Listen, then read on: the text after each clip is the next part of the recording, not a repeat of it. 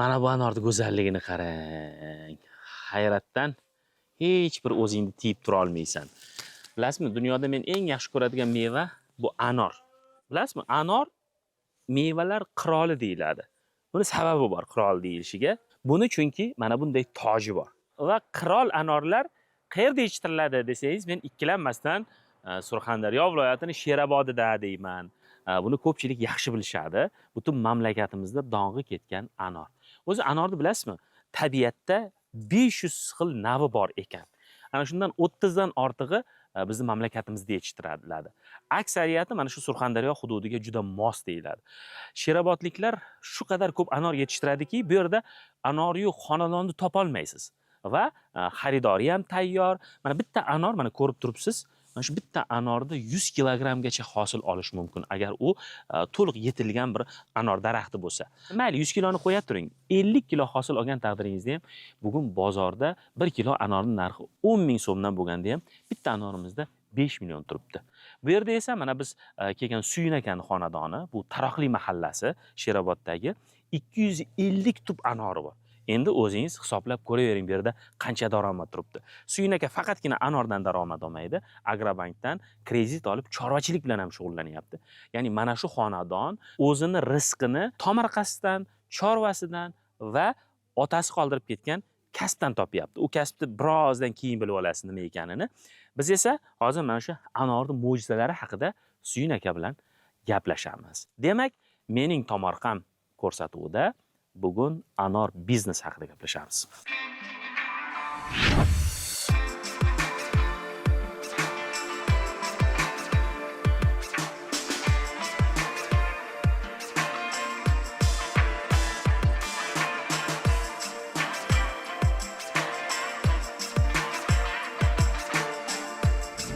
Assalomu alaykum Suyunaka, charchamayapsizmi? Alaykum assalom. Men o'tgan hafta kitobda bo'ldim Varganzada. Varganzaliklar aytdi, bizning anorimiz dedi Sherobodnikidan zo'r dedi. Sherobodliklar aytadi, bizning anorimiz dunyoda zo'r deydi.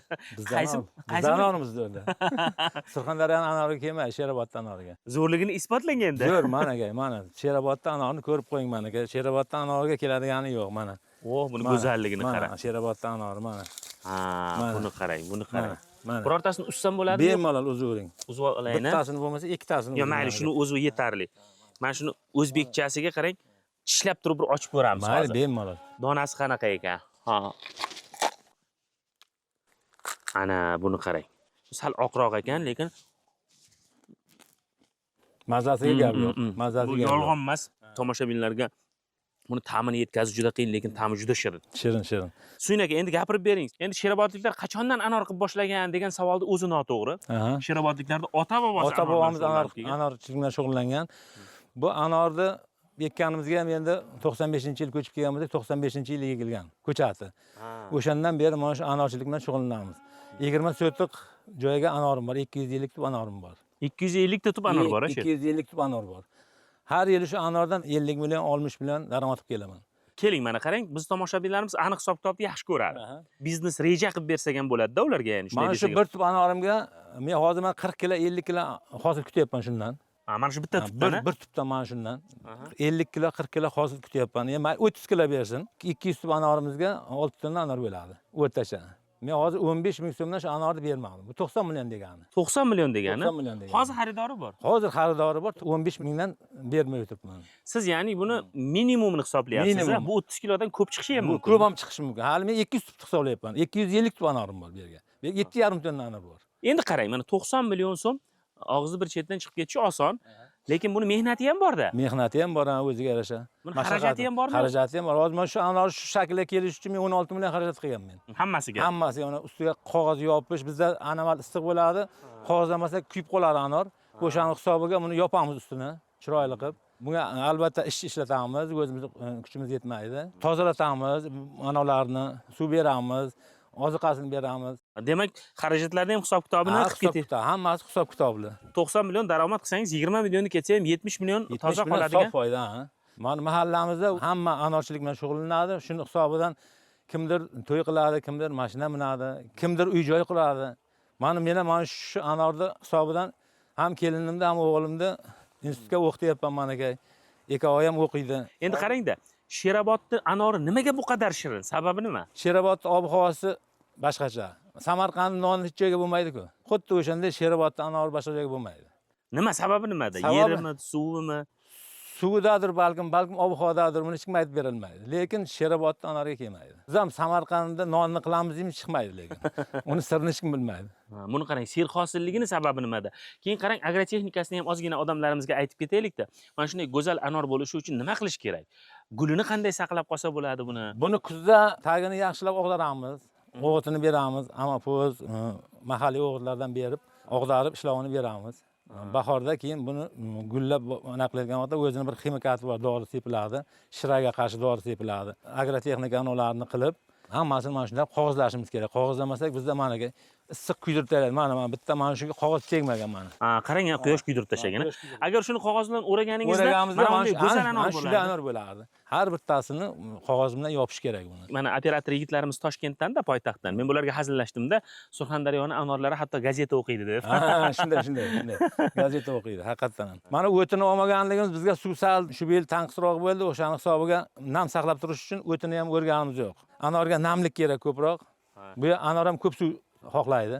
Men Suyin aka kelganimda, Suyin aka buni ichiga bir ishlov ham bermabdi degan edim. Yo'q, sababi bor-da buni. Eskida bir maqol bor. Anor eksang ko'lga ek, uzum eksang cho'lga ek degan. Bu suv bilan. Suv bo'lmasa maza qilmaydi bunga. Suv ko'p kerak-a? Suv ko'p kerak bunga. Siz qiynalmayapsizmi suvdan? Yo'q, hozircha qiynalganimiz yo'q. O'zi bu yil butun mamlakatda suv ozgina tanqisroq bo'ldi, lekin dehqonlarimizga qoyil qolishimiz kerak. Mana shu eplashyapti-da, qilyapti. Shu. Endi qarang, bir ko'kshira degan kasalligi bor ekan. Hozir men ham internetda ozgina qiziqib ko'rdim-da. O'sha ko'kshira tushgan paytda shu gulni saqlab qolish qiyinroq bo'lar ekanda. Siz hozir bu haqida aytib o'tib ketdingiz. O'sha vaqtga bizda ko'plar tushunmaydi. Mana Karachido degan bir dori bor, ximikat. O'shani sepadi. U mana gulni ushlashga sal mushayib beradi, to'kilib ketadi. Protektor degan dori sepaman men. Ham shirani o'ldiradi, ham hosildorlikka ko'p ziyon bermaydi. Gulni ushlash uchun. Keyin qarang Suyin aka, men hozir ko'ryapman. Endi gullaganlari ham bor-da, buni olib tashlash kerakmi, nima qilish kerak? Buni endi kimdir olib tashlaydi. Mana o'zi olish kerak. Mana ular bizga endi kuchimiz yetmadi. Ular bu shuni olsangiz mana bularga Kuch bo'ladi. Kuch bo'ladi. Demak, keyin gullagan keyingi gullarni olish kerak. Suyin aka, anordan boshqa yana nima daromadingiz bor? Anordan boshqa daromadim mana prezidentimiz tadbirkorliklarga ko'p yo'l ochib berdi. Agrobank xodimlari kelib kiritib olish tavsiya qilib, men chorva bilan shug'ullanyapman. Chorvadan ham 40 million kiritib olgan men Agrobankdan. Chorvadan ham 40 million 50 million daromad qilaman. Demak, shu pulni aylantirib chorvani boqyapsiz. Chorvadan boqyapman. Semirtirib sotyapsiz. Albatta. Mana qarang, mana uni go'zalligini qarang, mana anorning go'zalligini. Mana ko'rsating tomoshabinlarimizga, buni ichi endi juda shirin bo'lsa kerak. Endi qarang-da, Suyin aka, biz endi jurnalistlar sal bir falsafiyroq fikrlaymiz o'zimizcha. Anor bu, bilasizmi, oilaning ramzi ekanda turkiylarda. Chunki sababi buni ichida qarang qancha donalar jam bo'lgan. Oilaning bir jamul-jamligini ko'rsatadigan bir ramz. Endi Suyin aka, qo'ni-qo'shnilar, haligi ovul hamsiyalar deymiz-ku Surxondaryochasiga. Shular ham shug'ullanadimi? Hamma.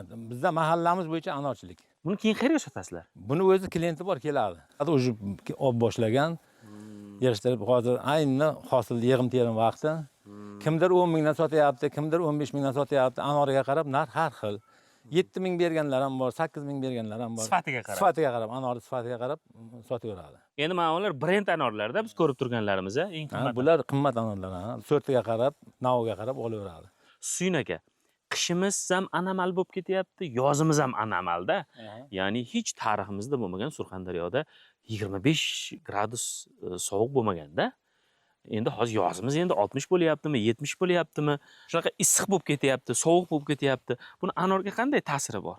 Endi o'ta sovuq bo'lsa, anor 18 gradusdan narig'iga anor ham sovuqradi. Mana shu anor ham 2-3 marta kesilgan, sovuq urib, tagidan kesganmiz. Keyin mana oldingi anorlari mana kesilgan. Mana kesilgan tanalari, keyin yana yangi qo'l chiqqan. Biz o'shanga mana bog'lab qo'yibmiz managa. Bu anor o'zi 2-yil hosil berishi. O'tgan yil hosil bergan, bu yil 2-yil hosil berishi.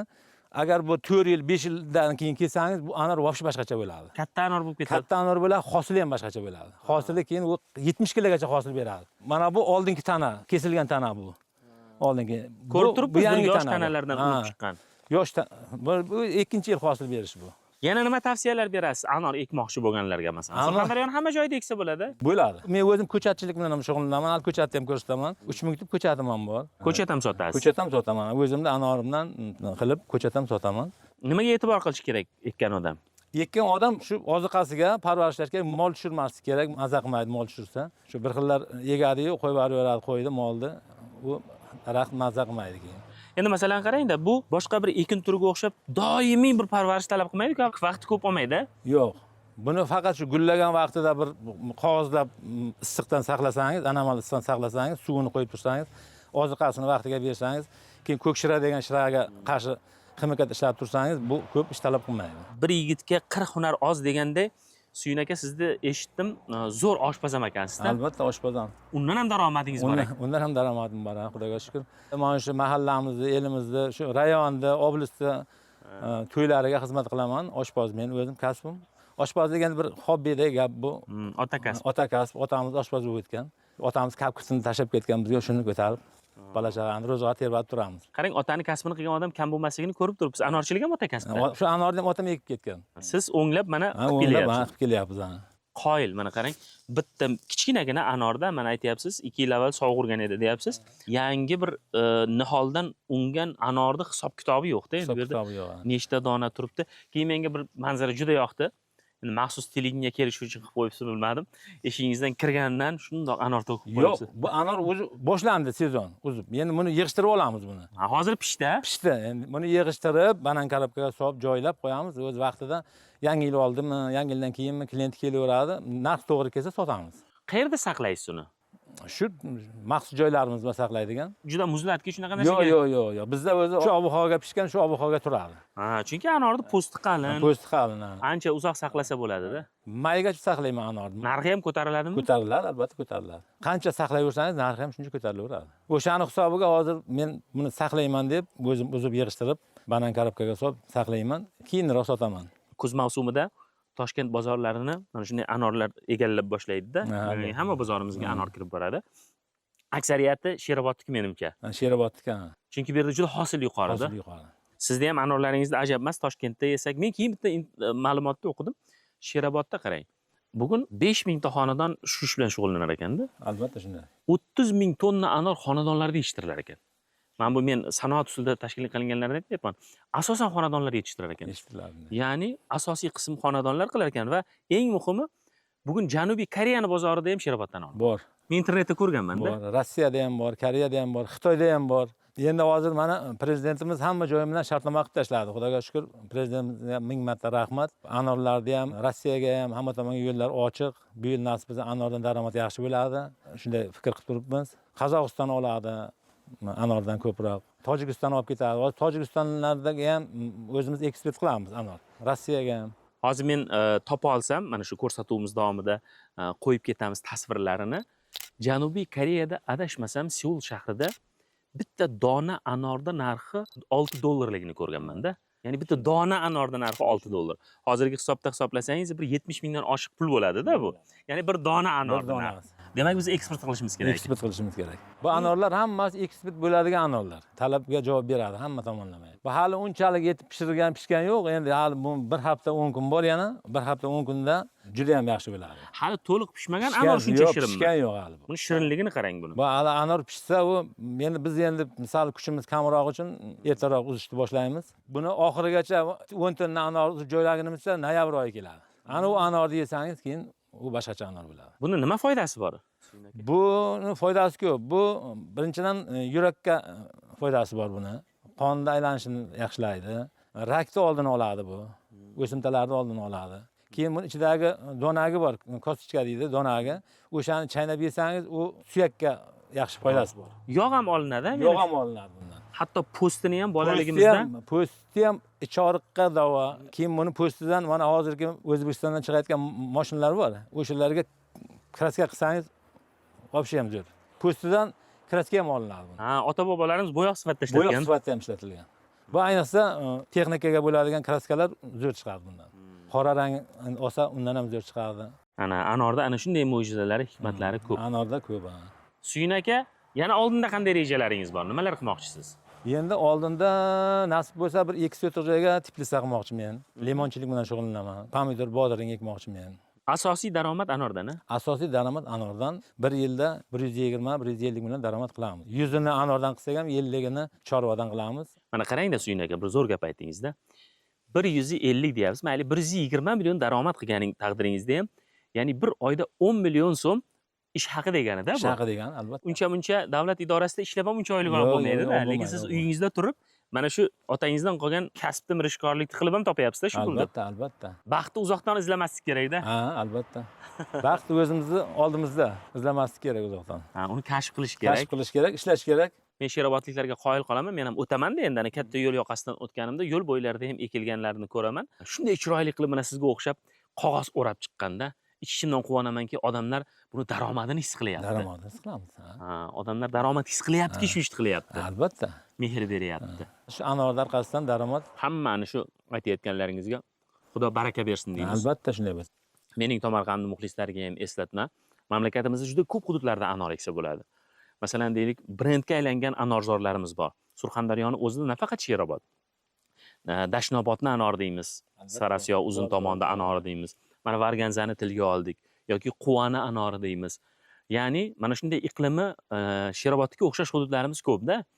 Va yerdan katta daromad qilayotgan insonlar ham ko'p. Demak, ko'p manfaat, baraka topar ekanmiz. Suyun aka, men ko'rsatuvimiz boshida aytuvdim-da, meni eng yaxshi ko'rgan mevam shu anorda. Bir o'tirganda 3-4 tasini ham yeb qo'yaman.